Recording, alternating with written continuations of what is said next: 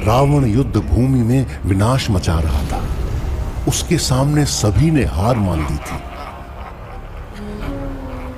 पर वहां कोई था जिसके चेहरे पर मुस्कान थी और आंखों में तेज।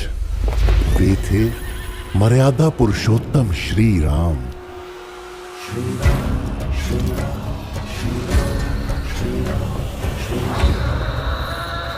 श्री राम ने ब्रह्मास्त्र आकाश की ओर छोड़ा। पूरा आकाश जगमगा उठा। लेकिन गुरुजी, एक ही बार में उन्होंने पूरे आसमान को रोशन कर दिया। लेकिन रावण के 10 सिर क्यों थे गुरुजी? और वानर सेना कहाँ से आ गई? राम राजा थे या कोई दिव्य योद्धा? इतने सारे प्रश्न एक साथ। लगता है आज तुम अपने गुरु को प्रश्नों के जाल में फंसा कर ही मानोगे। नहीं गुरुजी, हम तो बस जानना चाहते हैं कि हुआ क्या था, बस। अच्छा, अगर जानना ही चाहते हो तो मैं तुम्हें श्री राम की कथा प्रारंभ से सुनाता हूं।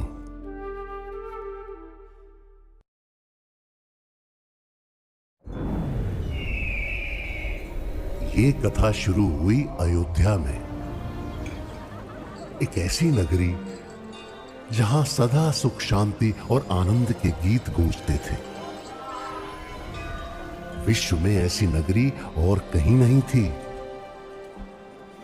परंतु इतनी सुंदर नगरी के राजा के मन में बहुत अधूरापन था।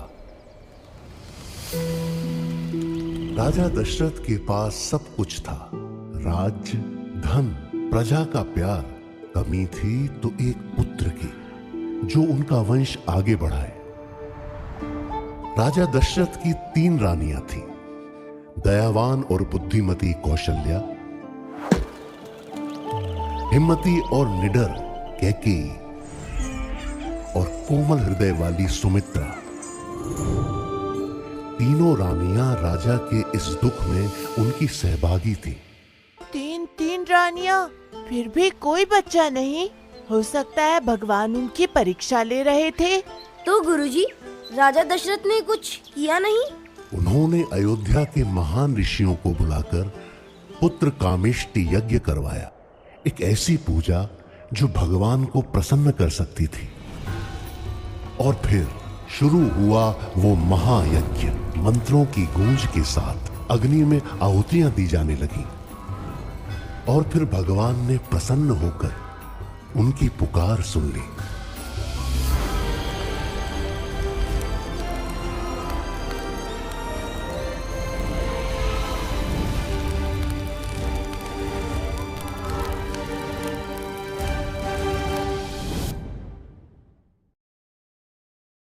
उस पवित्र आग से प्रकट हुई एक अमूल्य भेंट, एक आशीर्वाद,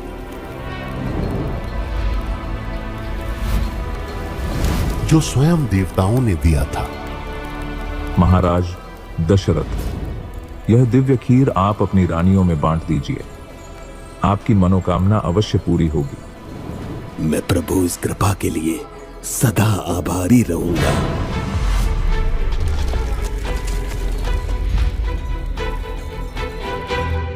राजा दशरथ ने प्रेम पूर्वक वो प्रसाद अपनी रानियों में बांट दिया।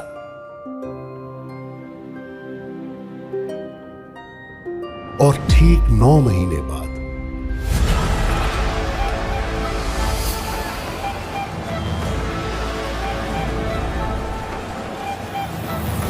पूरी अयोध्या नगरी उत्सव के रंग में रंग गई थी।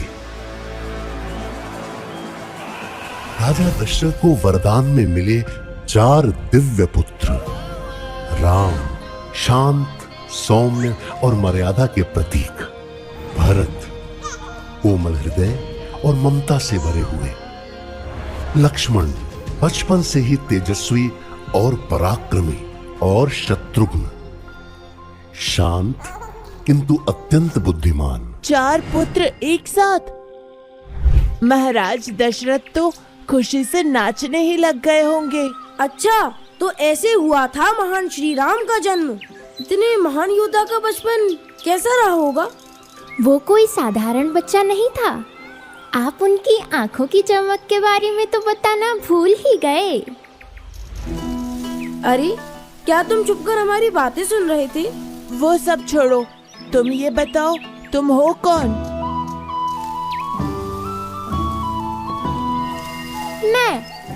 मैं तो बस एक बच्चा हूँ जिसे कहानियाँ सुनना बहुत पसंद है।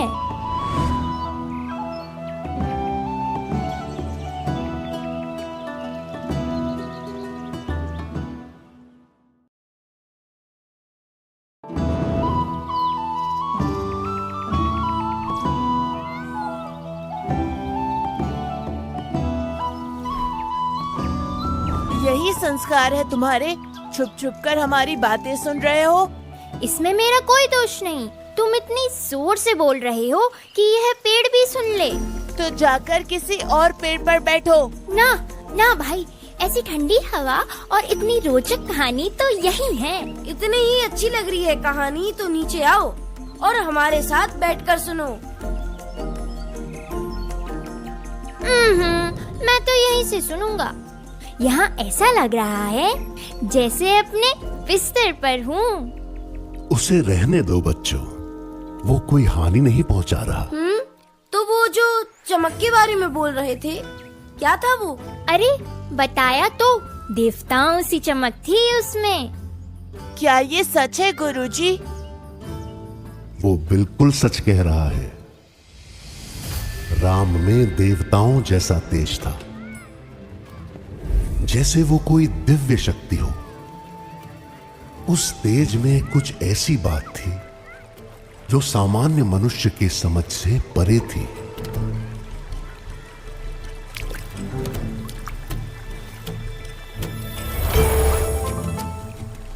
वो स्वयं भगवान विष्णु के अवतार थे।